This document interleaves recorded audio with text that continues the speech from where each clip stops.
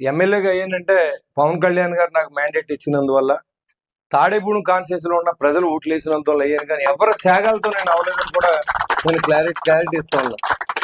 పార్టీలు 3 పార్టీలు కలిసి నరేంద్ర మోడీ గారు, పవన్ కళ్యాణ్ గారు, చంద్రబాబు నాయుడు ఆశయంతో నాకు టికెట్ వచ్చింది.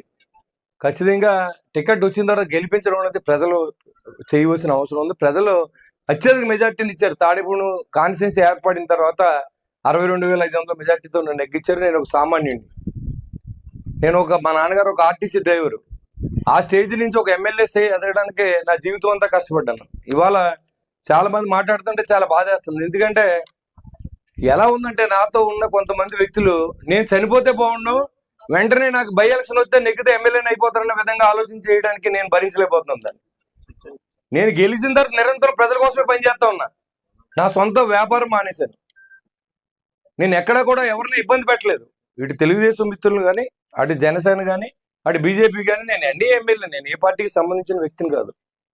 ఇన్ని జరుగుతూ ఉంటాయి. ఓ పక్కన అధికారుల్ని సమన్వయంతో పనిచేయించాలి అంటే, ఓ పక్కన అధికారులను బెదిరిస్తారు. నువ్వు ఉండాలని లేదా, పైన మా పార్టీ ఉంది, నేను పంపేస్తాం. ఏం పంపేస్తారు మీరు? నేను ఎన్డీఏ ఎమ్మెల్యేని, నేనేమి వైఎస్ఆర్సీపీ ఎమ్మెల్యేని కాదు.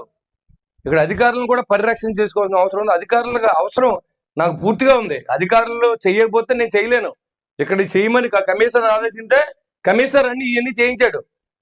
ఇది చేయమని అనిల్ వీళ్ళంతా ఉండి రాత్రానిగా పాలన ఇక్కడ కొంతమంది కూర్చొని టీలు ఒకరు పెట్టి, కాఫీలు ఒకరు పెట్టి, గవర్నమెంట్ డబ్బులు ఇవ్వకుండా ఇది అభివృద్ధి చేస్తూ ఉంటే విమర్శలు చేసేవాళ్ళకి చెప్తున్నాను.